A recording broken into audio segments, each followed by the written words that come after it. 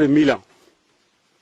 Et les Africains de l'Ouest ont du mal à faire la distinction entre ce qui est africain et ce qui est de culture arabe.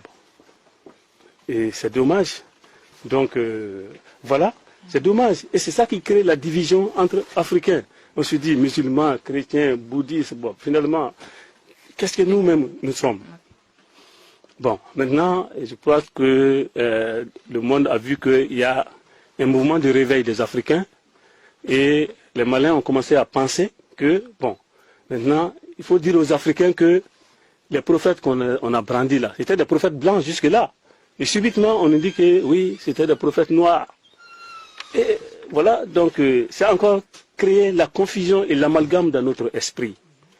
Même si ces prophètes étaient des noirs, ce ne sont plus des noirs qui ont la culture africaine, la science sacrée africaine. Donc, qu'ils disent que Jésus soit noir, Mohamed soit noir, bon, nous, ça n'a aucune importance pour nous. Donc, pour nous, c'est des religions des Arabes, des peuples indo-européens, ce ne sont pas des religions africaines. Et si vous voyez que l'Afrique vit aujourd'hui dans l'abîme, c'est parce que les Africains ont abandonné leur spiritualité. Nous sommes devenus chrétiens, musulmans et toutes sortes. Bientôt, on aura des Africains bouddhistes et hébreux et tout. Nous avons abandonné ça. C'est ça le drame. La renaissance africaine ne se fera pas sans sa spiritualité. Vous voyez, il y a beaucoup, nos aînés, ils ont tenté de faire l'unité africaine, la renaissance africaine, mais ça ne marche pas parce que le ciment n'est pas là. Le socle de toute civilisation, c'est la croyance religieuse.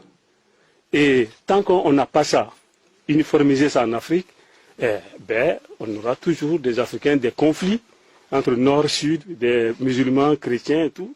Ils sont en train d'importer leurs conflits ethniques, leurs rivalités tribales en Afrique. Et c'est très dommage que les Africains n'arrivent pas à savoir que nous avons beaucoup plus puissant que tout ça. La spiritualité africaine, elle est unique.